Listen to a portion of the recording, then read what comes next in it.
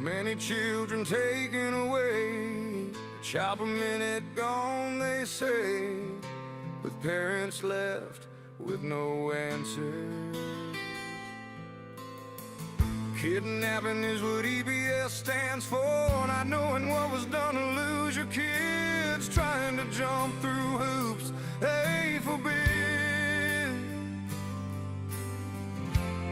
You must obey their commands. For this we will not stand. They have no authority to take them away. They steal kids every day, and that's okay. You look to the court to find some relief, but walk away empty-handed, we all see.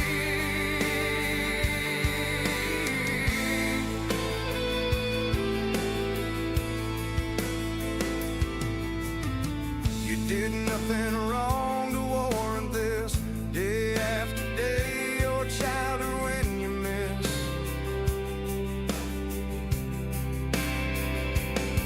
You try to take a stand to be pushed back down. We need a superhero to come around.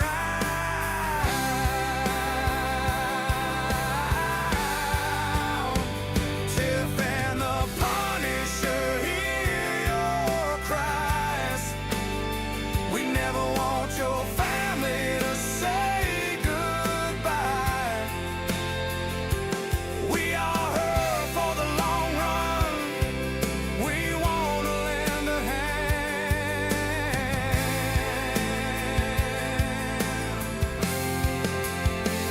Tiff and the Punisher are with you. Join us and take a stand. We will fight for your rights, leave no stone unturned.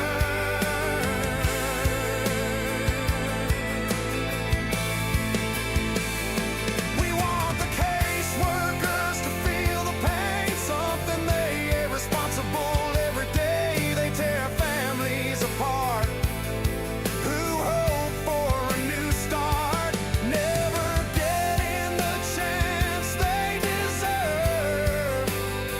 They need some accountability, that's for sure. With Tiff screaming loud and the Punisher with her back, watch out CPS, we will attack.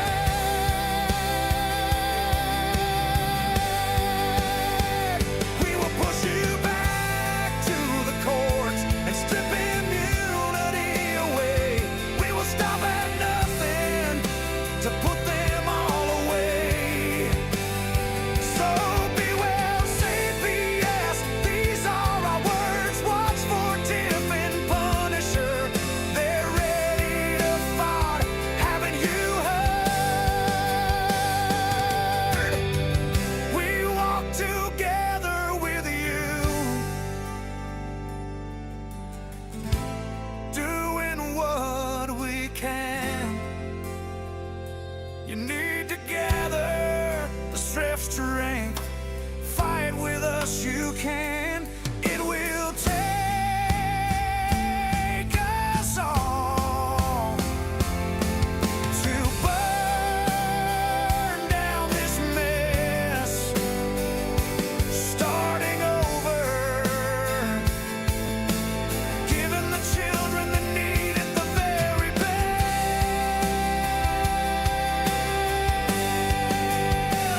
We are Tiff and the Punisher, fighting for your rights.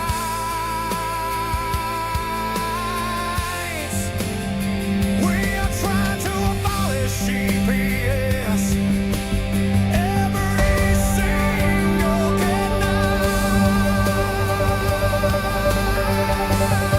Tiff and the Punisher, they won't back down. Fight for the children and Stand with you strong. We need our hand. Just sing our song.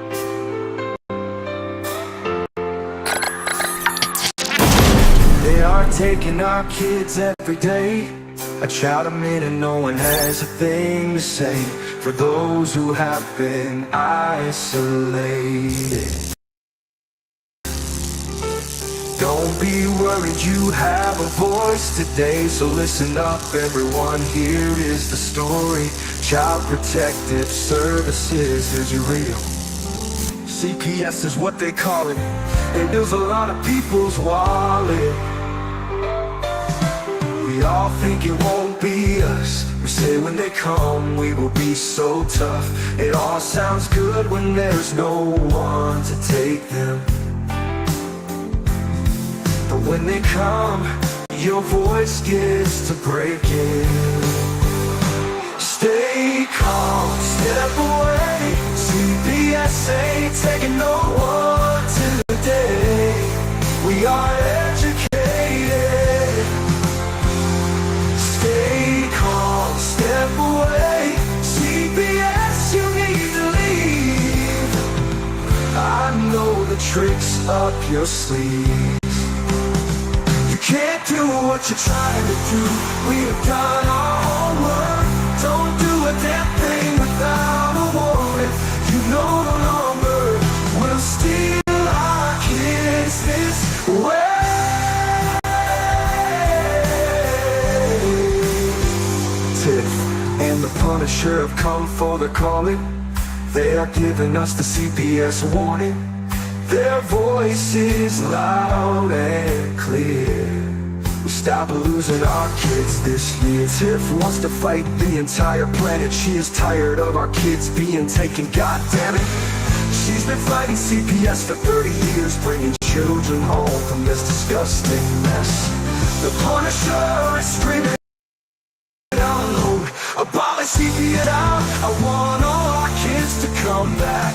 Look at all those kids, pictures held up like thin tags. Together we are stronger than we need.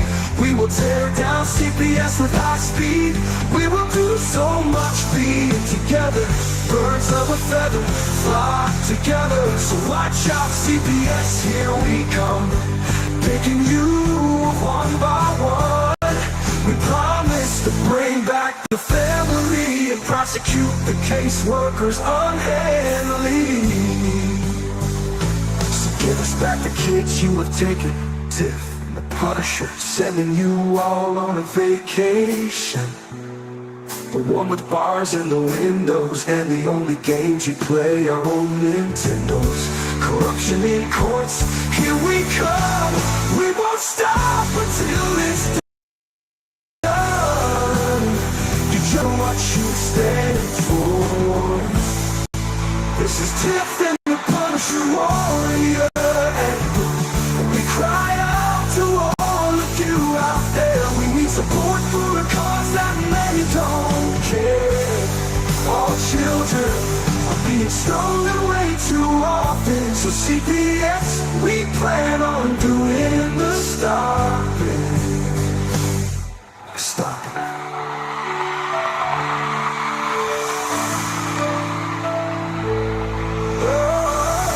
Whoa, whoa, whoa, whoa, whoa.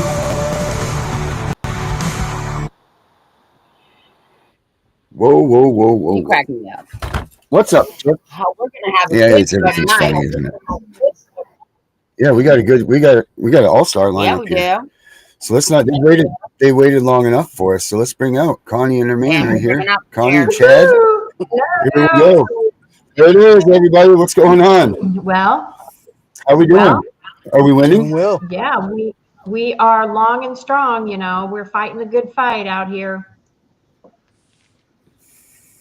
We can do what's new. What's new? What's the good stuff? What can the parents hope for, Connie? Well, so Connie has gotten a little overwhelmed over the past 4 weeks because I had to help pull together some case law and some information on the case involving me. And just a little recap for everybody out there who doesn't remember, because it didn't affect your life like it affected mine. The bad guys made up a fake crime and came after me and got everybody to play along. It was all a big theater. They rewrote the law. I happened to meet Chad during part of that, and he can share some of that with you. So I got convicted, and then I went to the Court of Criminal Appeals. We got it reversed. I filed a civil rights lawsuit against all the players for malicious prosecution. And the district court, so I'm in Tennessee, so the district court dismissed the case, granting qualified immunity and saying we failed to state a claim for malicious prosecution. Okay, so I'm going to give you the breakdown of the layman's description of this. So here's what the judge's reasoning is. So there's all kinds of case law out there about cops who fabricate evidence. Okay, so you can't fabricate evidence, you can't lie, you can't say a boot print belongs to somebody when it doesn't. But there's not one case out there in the whole entire United States that says you can't make up a crime. So that's how bold and brazen they were. So anyway, I've had to put together this, and even the judge admitted that it was not a crime, but she ignored a lot of stuff. So I have spent probably 300 hours pulling cases, reviewing them. We're getting ready to file this. We have a deadline next week. And then, of course, it sits in the Sixth Circuit for probably 6 months or so. I need you, Connie. I'm in Tennessee. Brittany. Okay, yeah, I'm going to check these notes out over here. Anybody over there, you can reach me through Facebook Messenger. That's kind of the best place to touch base with me initially. All right, so I've been digging in on that and I'm going to let in a few minutes here. I'm going to introduce my new cohort here and my new partner in crime, Chad. Chad, thank you for your service too. Thank you for your service. Before anything else, first and foremost, thank you very much. Yeah. So I brought him into this this realm of political activism, civic engagement, and I drug him down to the Tennessee General Assembly. I got him to speak. The first time he spoke, he bit their head off. Let's just say it nicely. He bit their head off. I took him out in the hallway and I said, Chad, we can't do it like that. So, but his son, Chad, need some truth. Yeah, his son has spoke. Chad has spoke. We are now heavy in digging ourselves into Tennessee politics because we have some really important stuff coming up. We have congressional elections, we have governor's races. We're trying to get the whole CPS issues, disabilities out there in front of these people. So we're working really hard and heavy on that.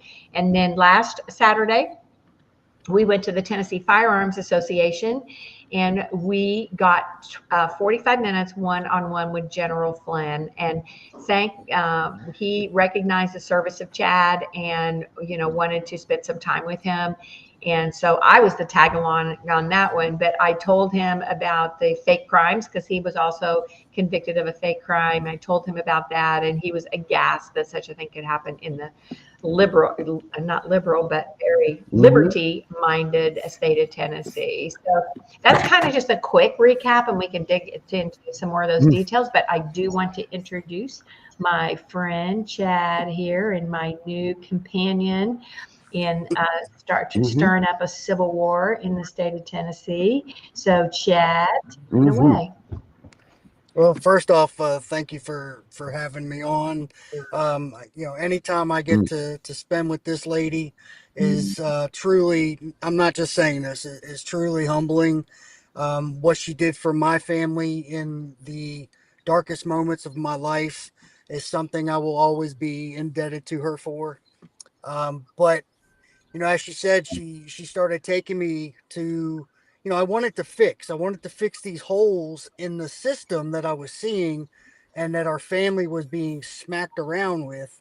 And so she started taking us to the General Assembly, and I just started seeing more and more things that I'm like, wait a minute, what's going on here? And so, I started speaking. But as she said, there's a whole game to this.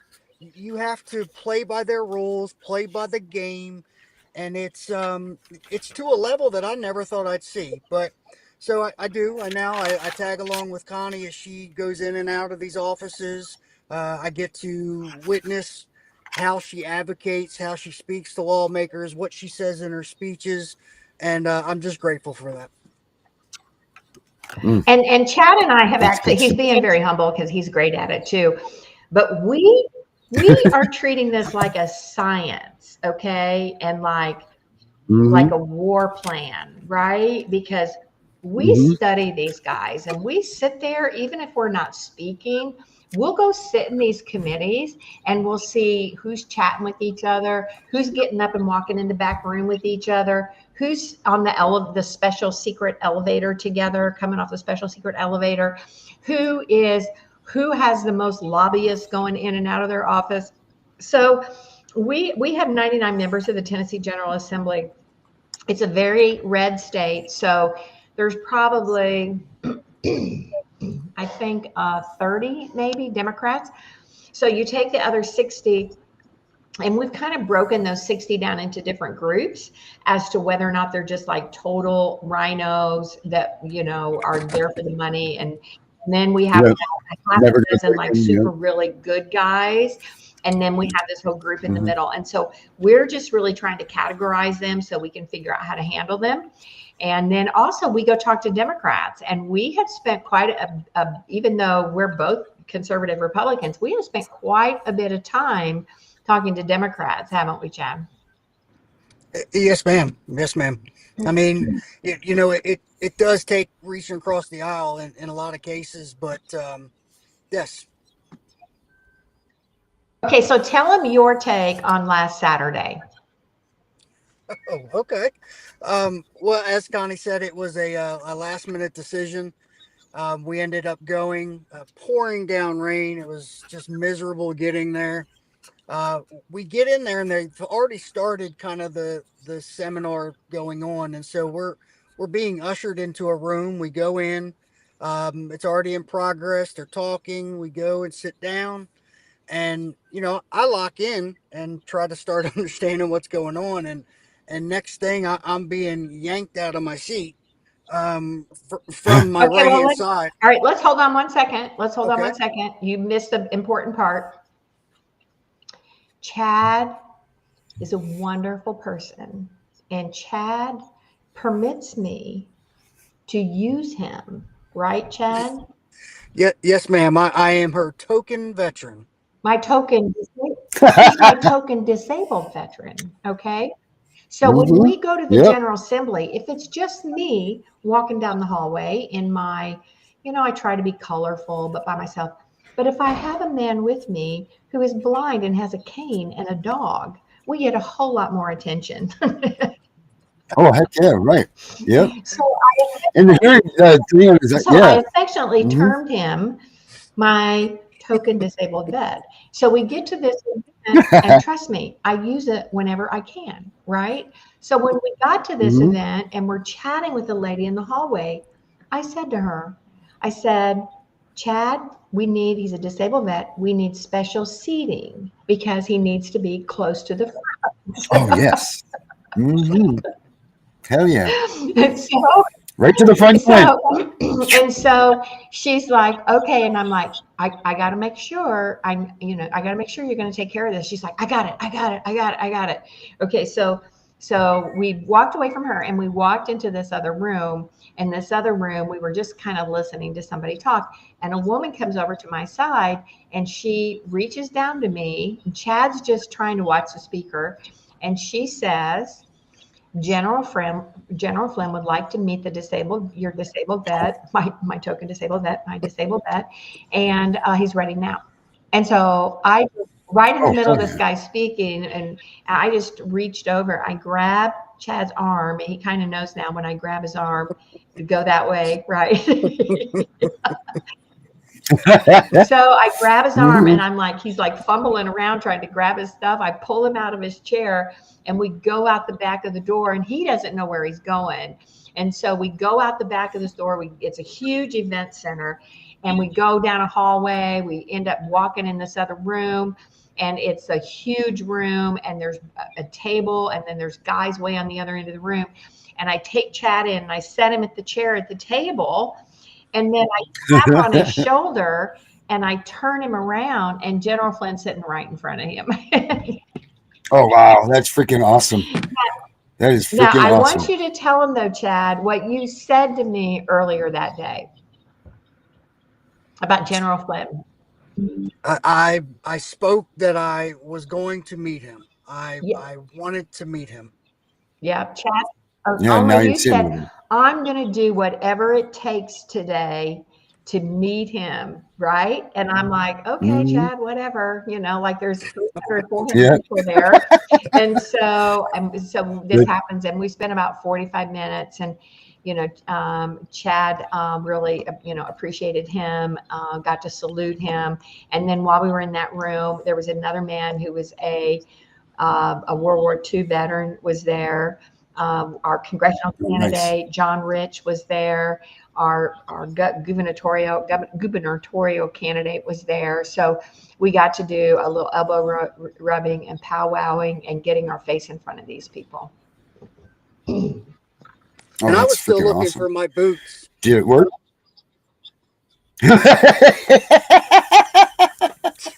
Yeah, Connie's good at, Well, when I'm walking down the hall, like, she starts talking to somebody, I might turn around to look at something, the next thing I know, she's gone.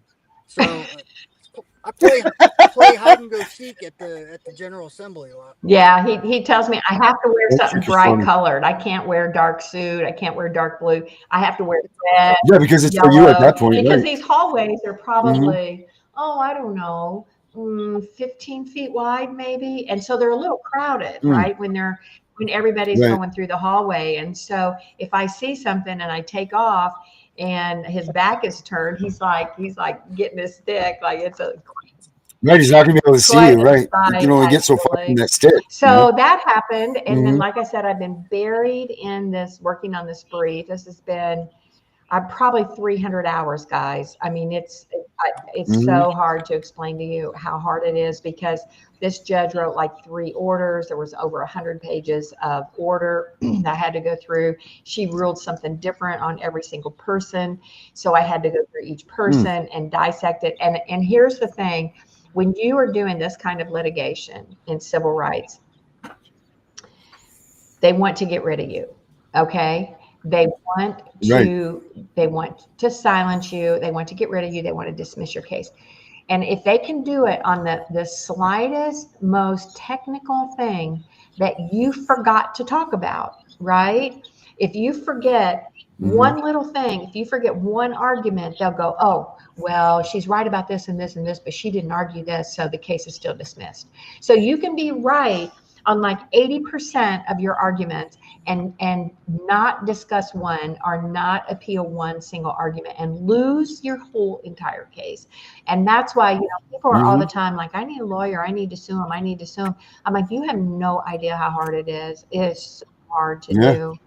So Hmm. so that, and then also the book, Harvesting Children. I don't have a copy of it here. I've also this summer moved, and so I'm in a whole bunch of chaos trying to get my move done. But I have a book that is now, it's not my book, it's a book that talks about me a lot, and it's called Harvesting Children, Hmm. and reporter Peter White wrote it. He wrote a lot of stories here in Tennessee about children and CPS and how horrible they were. And then, and Peter is an incredible reporter, but he is the Don Rickles of my life. He's so grumpy and hard to hard to get along with sometimes, and would yell at me, but he ended up writing a lot of great stories. And so we put all those stories in a book. He also covered some of my false prosecution as well. So that book is out. It's called Harvesting Children, and it is on Amazon for anybody who wants to grab that. Hmm. What I'm going to I got write, it. ultimately, when I get things settled a little bit, is the story about the fake prosecution. There you go. Hmm. There it is. I'll put the link up there too for everybody. You run right next to my book, Connie. Do what? I said you're right next to my book up there. Oh, yeah? That's pretty cool. Yes, Wow. ma'am. I sent you the link the Oh, other day. cool. Yeah, stay calm. CPS is coming. But yeah, I'll put your link up there. Okay, good. All right. Cool. So, That's yeah, gonna be so nice. we're busy with that. And we are also working on our bill in Washington for advocates for families. Mhm. We're real close, I think, to getting that reintroduced so we can start promoting it again. And that's going to consume us in October while they're still in session. And so I've been working really hard. That's good. But what is everybody saying? What's everybody? Because we're seeing stories popping up because CPS is turning into a trending thing. I see now. Now finally, it's getting some sort of trend, right? Like people are jumping on board. You've got all-time highs of people wanting to get involved, but these people can't keep their mouths shut or they want to fight back and forth. So you got advocates that are poking and prodding each other instead of working together, which is ridiculous. You've got caseworkers like here in Virginia that are fielding meth labs. They got meth labs going everywhere, but yet they're taking people's kids for, they have a meth habit. So, now you got caseworkers doing this. So we got all this disarray. Where do we even begin with all of this stuff? Like, where do we start with this? Look, the devil is hard at work, right? We are the devil's playground because the families that are affected are vulnerable.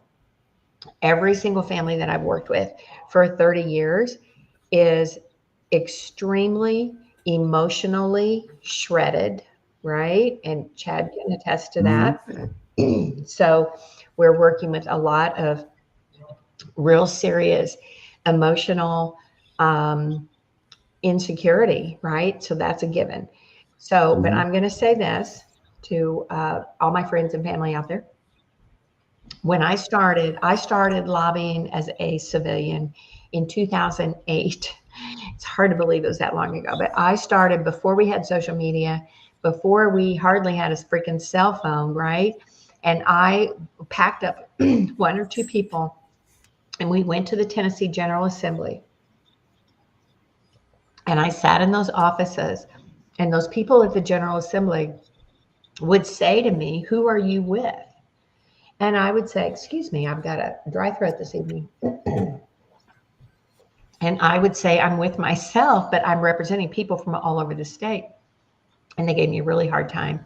And then we started going to Washington about 2014. And so when I met a few people up there, I said, if we're going to try to lobby as citizens, we have to have one of two things. We either have to have money or we have to have numbers. We have to have people or money. That's it. You either have to say, "Hey, I've got $1,000 check for you," or, "Hey, I've got 10,000 people behind me." So I started building the Family Forward Project as a public group on Facebook. We have over 21,000 members, and I sort of nurse that group, right? It is a forum for people to talk, for them to bitch. I don't care. They can say, I do flag it for swear words. I try not to let, people just really go crazy with swear words.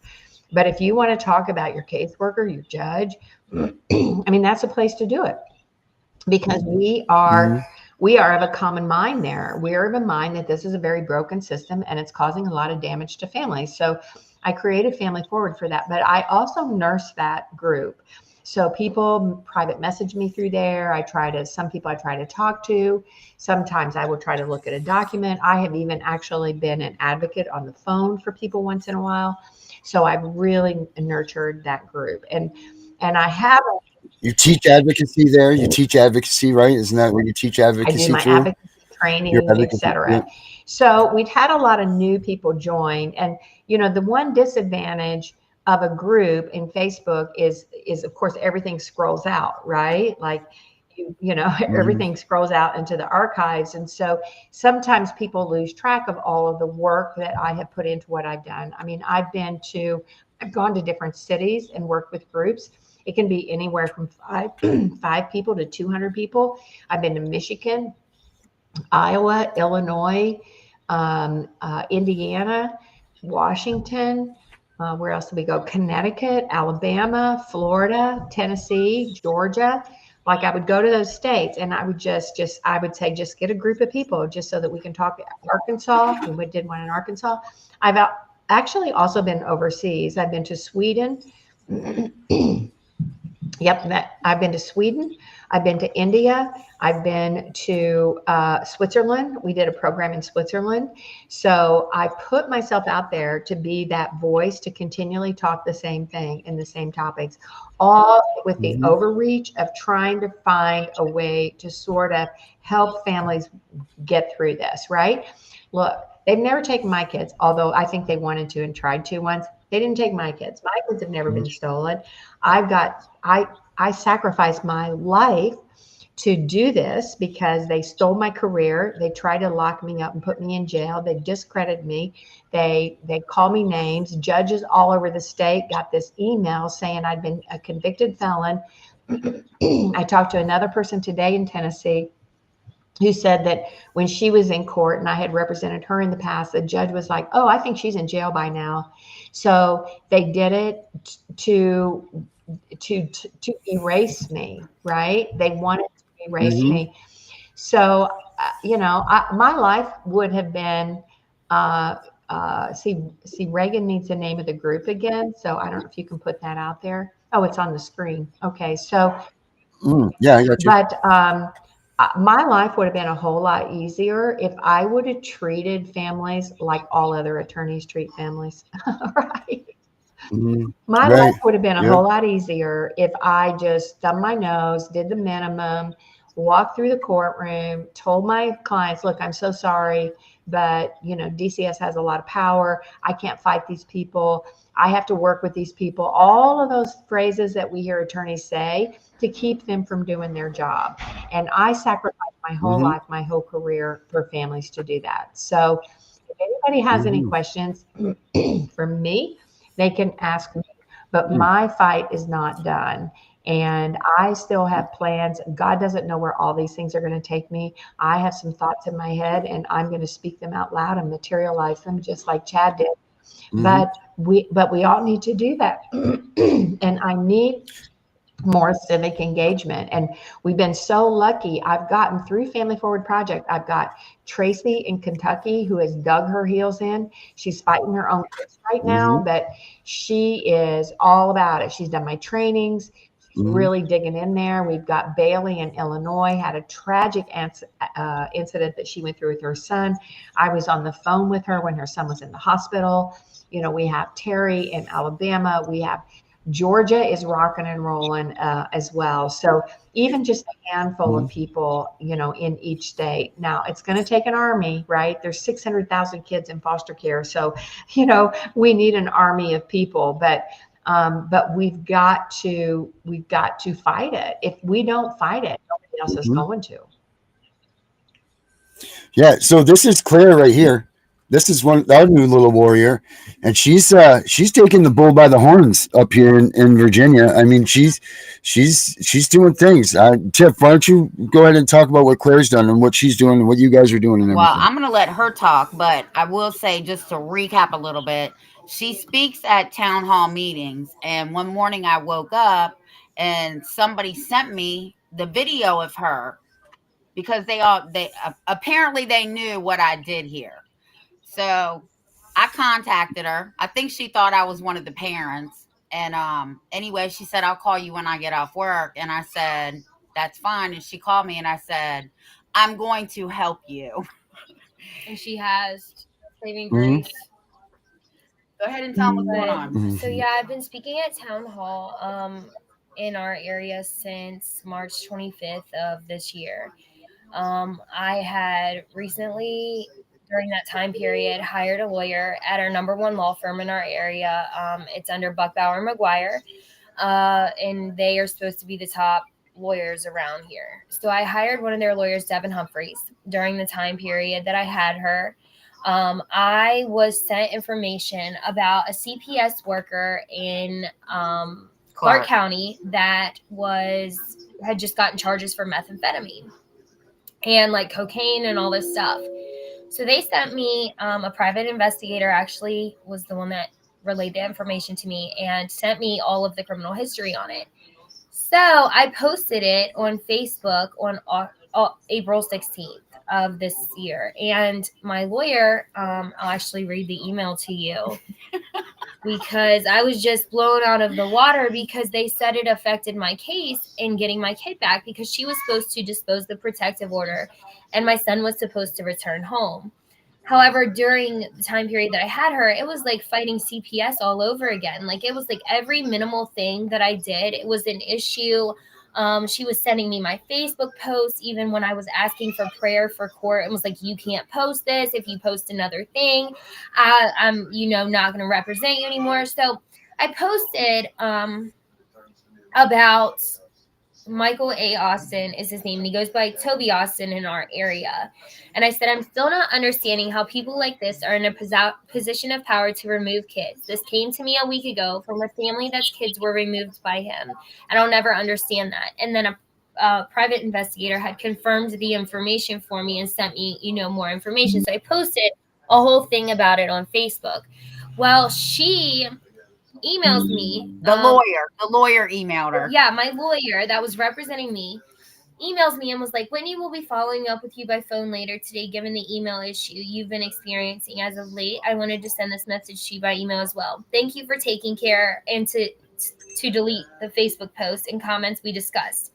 I appreciate it in the review from this afternoon. However, it looks like there is one that was missed. The post you made on April 16th. So I immediately call her back, like on the phone, and I'm like, why would that even need to be taken down? And she's like, because it has to do with CPS. And if you want me to continue to represent you, you need to take it down. I ended up firing her a week later for cussing me out on the phone and telling me to get the F over all of the falsified documents, that they were water under the bridge. And these were the only grounds as far as they falsified my initial urine to get him taken. It went off to a lab, was completely tested, negative for everything, like it was in person. And I asked to take a picture and they wouldn't let me. And then they falsified my son's hair follicle and my hair follicle. And I got proof from Quest Diagnostics because I'm like, these people aren't even giving me my records. And it states that we have rights to our records and stuff. So I contact Quest Diagnostics personally and send request forms in. And I send them the test results that they said were my test results that came from that Quest lab. And they wrote me back and they said, we have no information for that in our database system. We don't know if there was test results, that were taken at a different time period, but these definitely aren't anything that we have here or have seen here. And they faxed me the information back. I was working for David Downs at the time, and David Downs hid it in my file and didn't give it to me before my first court date. And I actually found it when we were getting ready to go back to court in Clark County, which is the same place that Toby Austin is a CPS worker and, was, getting meth charges and all this stuff while, being employed with DSS and CPS. And it's just like, you don't become a meth manufacturer overnight. And that's what they label him as. And Western Panhandle labels him as a meth manufacturer. And you don't do that overnight. Like, even if you were to be an addict and you may smoke meth, or that's your first, like, it doesn't happen overnight to be able to create it, make it. Like, that's a really huge thing. And to be a CPS worker that's so adamant about protecting children, he even received a reward for employee of the quarter in 2023, which was just during the time period of my whole situation getting ready to start. And though he wasn't directly involved with my case, he was directly involved with CPS. So when I posted it on social media and shared it with the community, it became such an issue for DSS and CPS in our area that they were literally reaching out to my lawyer and having me remove these posts because it was exposing everything that they have been hiding in this town for so long. And it also doesn't just expose him, it exposed the players to the game because all these people are intertwined with each other. We even found out that one of the CPS and DSS lawyers had posted pictures with him out at a bar and removed them after I had posted what I had posted, because that's how intertwined they are specifically in this area. Like, they all have each other's backs. It's the buddy system. I even went to the police department and asked and requested the body cam footage. And the Commonwealth Attorney, Heather Hovermill, also was aware of my case and sent me down to the police department to retrieve information and open an investigation where the Winchester Police Department basically said, there's no body cam footage from the night that your son was removed. There's no documentation from the night that your child was removed. We have nothing in our database system from any of that event and what you're talking about. So we don't think any of our deputies were there, which they were. And then they proceeded to, once they opened the investigation and saw all the stuff, was like, oh, our supervisor just came down and told us that this is conflict of interest and we can't handle it. We'll have to pass it off to the state police. So I didn't hear from the state police for like 2 weeks. The state police contacts me and says, I'm so sorry, Mrs. Connor. There's not enough evidence to press any criminal charges. If Winchester sent everything over, there's just not enough evidence. So that then you'll have to go to the courthouse and file a civil suit. And at this point, it's like you have every piece of evidence of falsified medical documentation. You have every single piece of evidence for all of the falsified stuff. There's even letters from where those things were tested at Amherst Family Practice, where they have their DSS testing office, where the supervisor of CP, like the testing part of it, even said at no point are they able to state what a drug test is positive for. The only word they are trained to say is inconclusive, because they're not even trained to read the tests. But she forgot a very important part. Her son's father is related to the CPS worker that helped remove her child. In Frederick County. They literally, Frederick County CPS and DSS worked with Winchester City to get my son removed off of all of these falsified things. And his cousin was the caseworker for who I was dating at the time. Jada Carr was who I was dating at the time's caseworker. So it's like they all had all these intertwines. Even when I go to the courthouse and ask for my court file's changed like 16 times, and I'm not even exaggerating. Every time I go in, it's different. They even had paperwork from another CPS case that wasn't even my CPS case in my court file. And I gave it back to them. And I was like, I don't know who, like, I know who this is outside of here because that was who I dated's mom. But I'm just wondering why you put her paperwork into my court file. And they got so like nasty with me and everything else. And it's been a lot. I even met with John Piper, who is overseeing DSS and CPS in our area.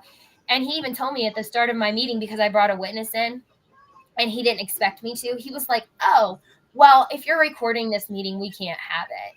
Because it was when I was going over all of the falsified documentation. And it's just like, that's the same day that we spoke at town hall for they hate the word record. They hate the word record. Mhm. They go into shock. They absolutely go into shock. I mean, it's getting so bad where judges are trying to prohibit recording. When I started lobbying, and I'm sorry to interrupt you, we'll get back there. Okay. But when I started lobbying in 2008, and I had already been a lawyer since 1994 in these courtrooms and family courts, the very first bill I asked for was audio and or video recording in the courtrooms. That was the very first thing I asked for. And that, body cams. Yeah. Well, Chad and I are doing a body cam bill. We're going to put that together. Already got it put together. We need to get on it, Chad. We need to go out there. But I asked for audio and or video recording, and that every litigant could have a copy for an administrative fee only. In other words, it couldn't cost more than what it takes the time of a person to click on a computer and put it on a flash drive, right? You're not going to charge them $300. And they, CPS and the judges came in and lobbied against us having recordings in the courtroom. Very first thing. Absolutely. And I want to tell you before I forget, and I'll flip back over to you, is a brand new lawsuit was filed in Knox County, Tennessee. This lawsuit, listen to this. This lawsuit was filed by a black female who was hired by the judge to be a magistrate. Okay, so in Tennessee, we have a juvenile court judge, and then the juvenile court judge, especially in the bigger cities, can hire magistrates as sort of quasi judges. I don't think they should be able to do that, but they do. So Robin was hired as a magistrate, and she was working in the juvenile court. She was doing a pretty good job. Chad and I dealt with her. We didn't agree with everything, but she was at least respectful. And she filed a lawsuit. She got fired, and she filed a lawsuit against the judge. and put in this lawsuit about how he wouldn't appoint attorneys for parents and how he would drag cases out so that the kids would be stuck in foster care, and how he said that he did all of that to maintain his relationship with DCS. So I'm really kind of excited about her lawsuit. And, she's come out and said that and put that in a public record now. And this is the kind of stuff that we need to go somewhere. And here's the thing about lawsuits. They are really super hard and it does take a lot of work, but it puts it exposes everything. It puts everything out that was in secret. It puts it out in public view, right? Because you might have, so your case may be confidential and not publicly accessible in the in your, when you're doing it, right? Like your case, like they'll probably say like, oh, it's not a public record, we're not going to give it to anybody. But if you put all that and write it down and file a federal lawsuit, if it gets freaking dismissed, you have it now in the public, and now you can talk about it, right? You can just put the whole thing out there. All right, go ahead. Go ahead. So someone asked if I got my son back. No, we go back to court in October. I just hired a new lawyer on, who's basically taking over the law, the whole case now. And he has sued DSS and TPS before and won. So we're hoping that goes in our favor, because it is a lot, and everything that I'm going through. I thought I was the only one that was going through it until I started posting about it in this area. I had no idea that it was this bad. And I started posting about it last summer. And actually DSS got super mad that I started posting it. And I was like, I knew freedom of speech was a thing, but I didn't know the extent of it until I started working with Tiffany. And even in like the court things and the protective orders that they state, like, not talking about your case is one of the things, but it's like, how are you silencing? You're a government, they're oppressing you. Yeah. How is a government run facility that is all about protecting kids and protecting families silencing these families and these kids to the abuse that they are doing? I don't understand. It blows my mind. And we're taught from such a young age to speak out. If somebody is abusing you, you speak up. And I will never forget that statement being told to me when I was like 3 and 4 and 5. And so that to me is so important, because in this area, it is so, like, ever since I became public about it, everybody, like, my inbox floods of just families that have dealt with it and other people that have had their kids removed, all falsified pretenses. And even we had a case back in 1996 with a little girl named Valerie Smelsner. And she was put in a foster care home through CPS and DSS in our area. And the foster care family chained her in the basement, locked her there. She lived in her own feces, for a while. Like, that story is so insane. One of the kids ended up getting frostbite on their feet and having to have their feet removed from where they locked her out, but they dumped her body in Clark County. And the foster care family, both the mom or the stepmom and the dad or whatever, or however it was, they only got 12 years of jail time for traumatizing so many kids that were in their custody. And to me, when that article got sent to me, I was just mind blown, because this hasn't been something that's just been going on for the 2 years that I've been dealing with it. This is something that's been going on since before I was born, because I was born in 1996. And that to me is something that matters so much to fight for, because who are they to take our kids and do more damage when they're supposed to be protecting our kids? Like, they don't even live by the statements that are on their logos. Like, we're supposed to be protecting kids. Like, what are they doing? They're doing the abuse and child neglect is through them. Like, you're abusing our kids by mentally and emotionally and physically and, financially putting these families through what they do. And then, doing all this stuff to them. And then they're neglecting every one of the people's needs that they're supposed to be protecting, and their emotional, just all of it. Like, there's been so many days during my case that, like, I've wanted to die because of what they've done. And there's so many other families that have felt that in our area. And that makes me so sad. Well, and they're holding children hostage. Let's just admit it. They're holding them hostage for money. And the longer they hold them, the more money they get. So, It's not like, typical overseas hostages where, they want to cut a deal, right, and get their money and run and dump the hostages. It's like Mm-hmm. every day they hold children hostage, they get more money. It's a Yep. hostage situation. We've got to face what it is. It is what it is. Right. Um, Connie, how come? Oh, go ahead, so Tiff. I'm Sorry. working with Poverty Law School here, and we have a bunch of delegates, and we have the ombudsman, and we have Parental Rights Foundation president. I'm on there, so we're trying to make change. But let me tell you what really floored me one day.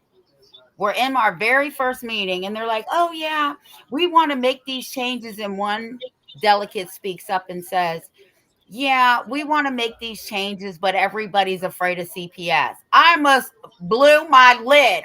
What are you afraid of? Really? What are I'll you tell you what afraid they're of? afraid of. They're afraid that they'll show up at their doorstep. I mean, that's Well, the truth.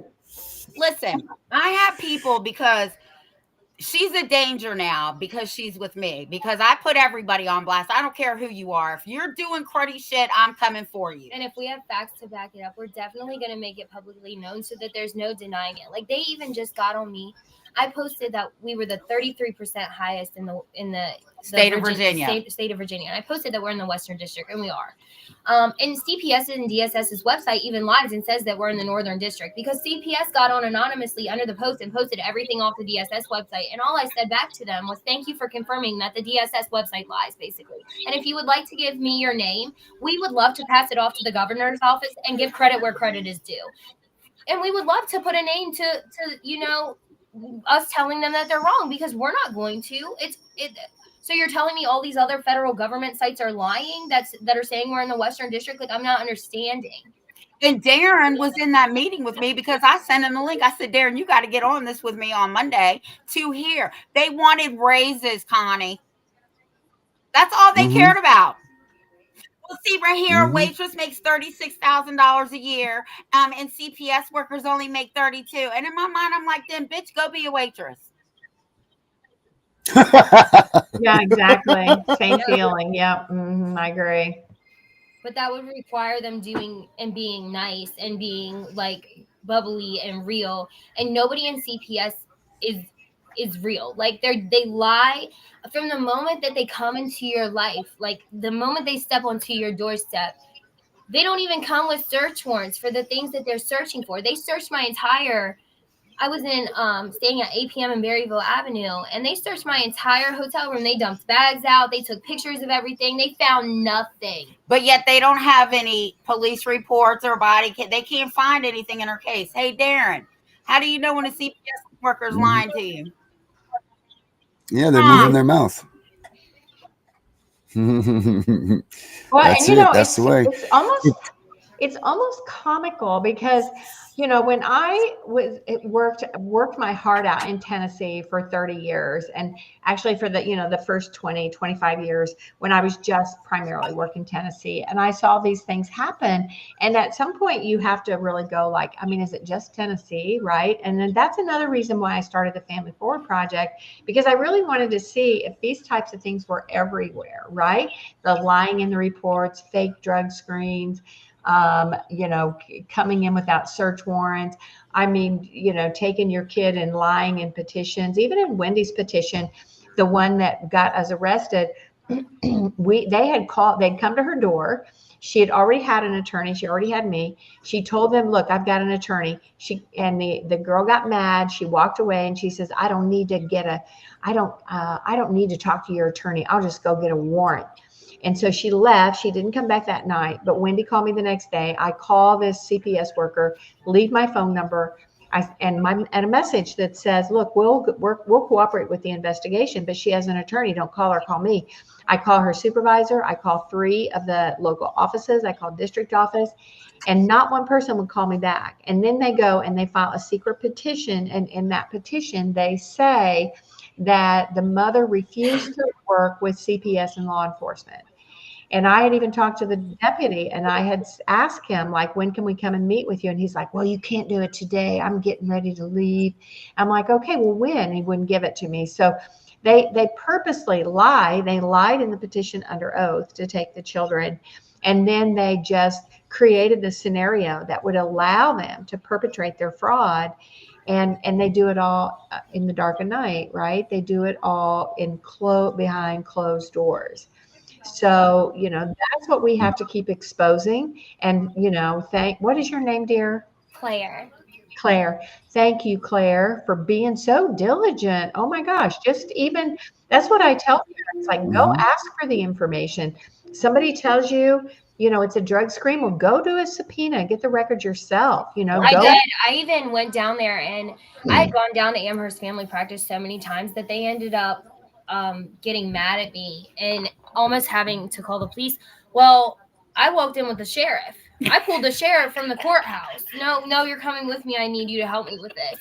So he said, you don't even have to call the police. I'm already here with her. She's not trespassing, and we're not pressing trespassing charges on her. I've seen her case, and we need some answers because this is not making sense to me. I don't understand why this is going on, and I don't understand why this girl's fighting so hard by herself when she's had court-appointed lawyers. I'm not understanding how this is going on in my town. He had no idea. Oh my gosh. Well, good for you, because I went to court. I'm trying to help this one mom here, and they've treated her so poorly. And of course, I can't practice law, so all I can do is show up, which makes them extremely nervous when I just show up.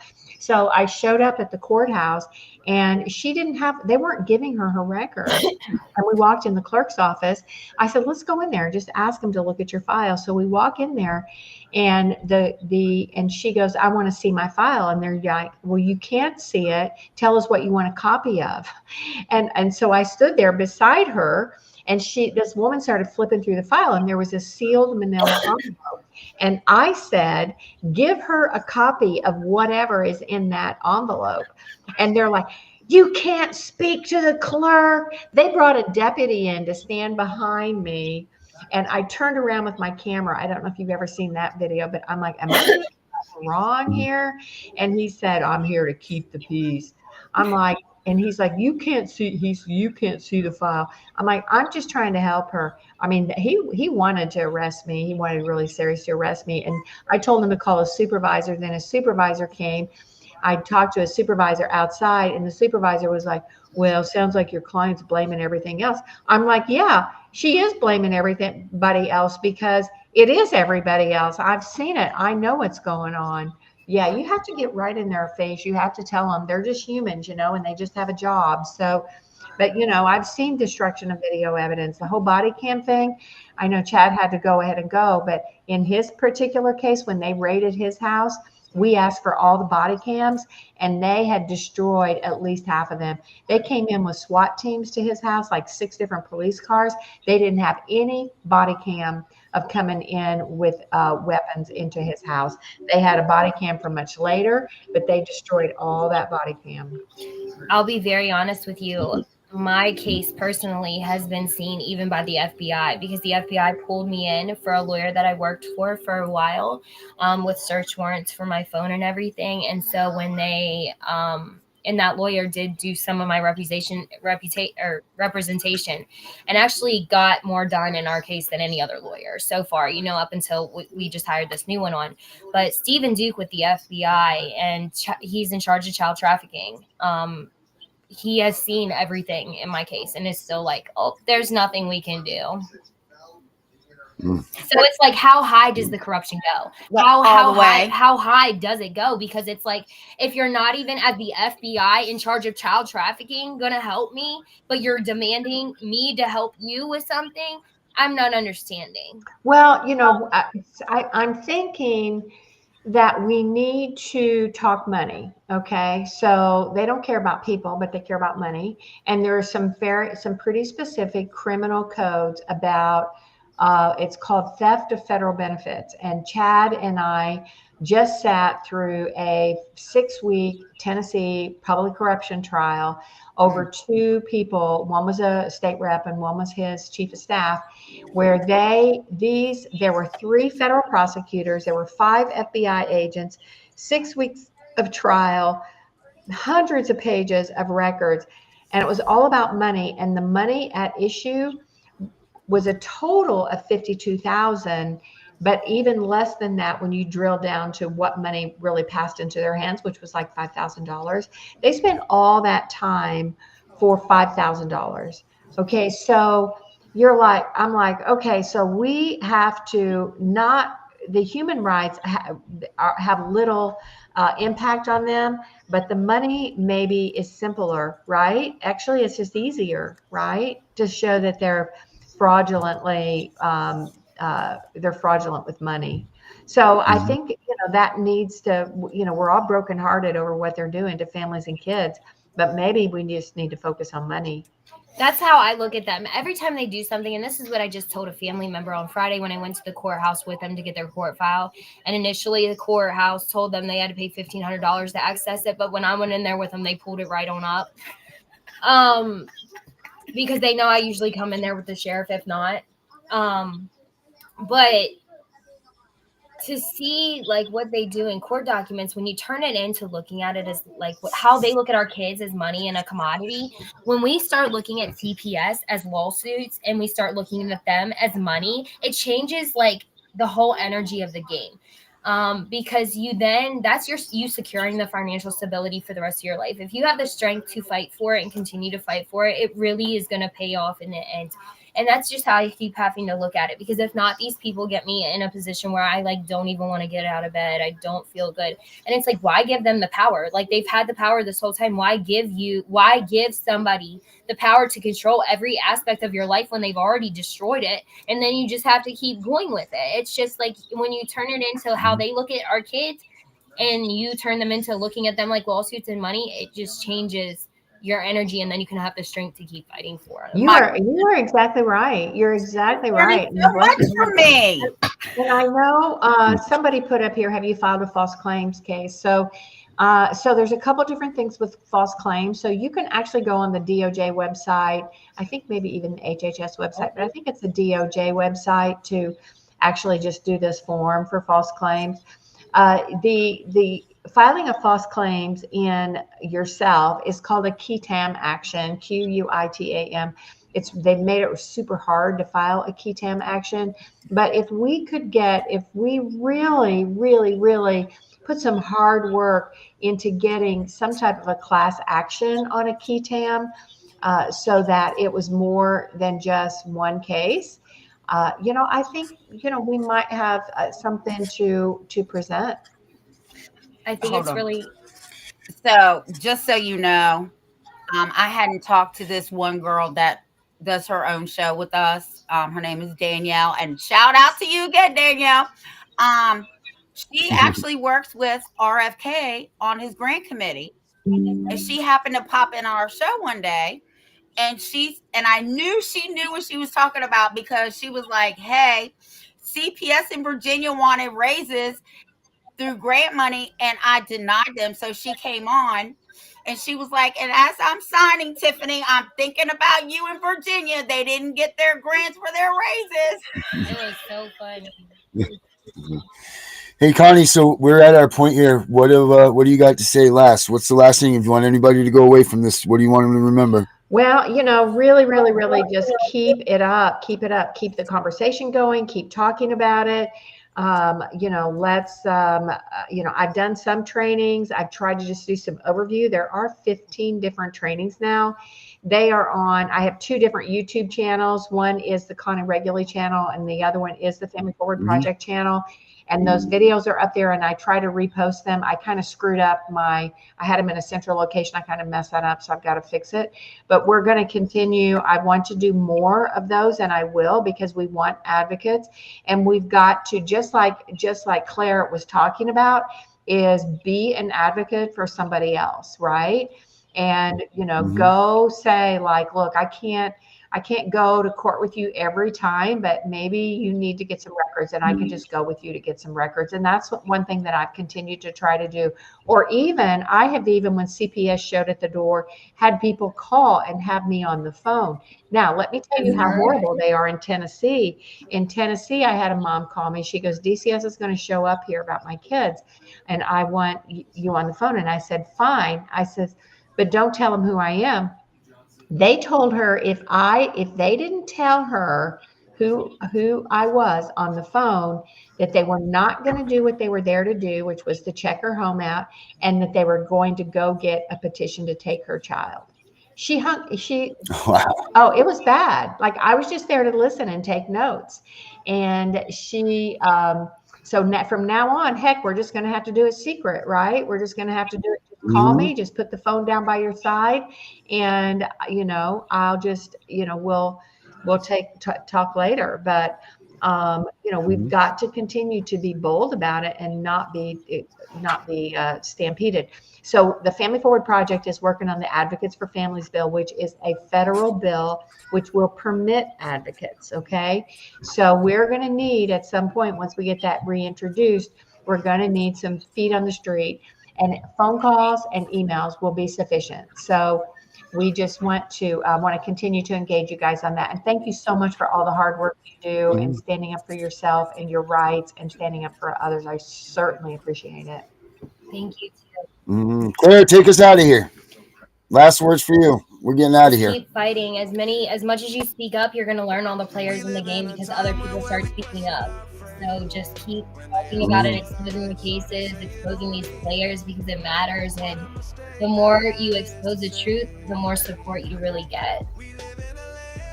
All right, everybody. Thank you so much. Thank you, Connie, so much for coming in. We'll keep fighting. Everybody else, we'll see you tomorrow, same time, same place. Bye. Thank you. Our kids are taken every day by CPS agents looking for prey. They don't give a damn about the Constitution. We have found the one and only solution. There's a couple people you should know. Tiff and the Punisher is the show. They wanna stop CPS from stealing our kids, fighting beside us and trying to guide us. Tiff has a heart of gold. She blasts these caseworkers when they are wrong. She beats them down with her knowledge, better than the kids who are in college. The Punisher's abolished all the way. He's been here 4 years, they took his daughter away. He came from the darkness he was in. Now it's time to make parenting great again. Together they are making a commotion, telling all the parents use the Constitution potion. You have rights, did you know? Learn to use them on Tiff and Punisher show. We all admit the times are hard. No little children in the front yard. Tiff and Punisher are fighting so hard. They're waging war, on their side is God. They don't stop if they get in trouble. They fighting for the children, double trouble. The strength they need, they get from each other. They have each other's back like sister and brother. They are Tiff and the Punisher, saving the families from corruption. They want you to join their movement, no repercussion. You need to learn that thing called the Constitution. Inside that document is our solution. CPS, we have your number. We are coming for you, hear our thunder. Your fate is sealed, have a nice day. You won't break another family. No more trauma for kids, that's like blasphemy. Keep your thoughts to your own ideals. Soon enough, you'll be clicking your heels. Because you need to go to jail. All of us fathers will be chugging down an ale.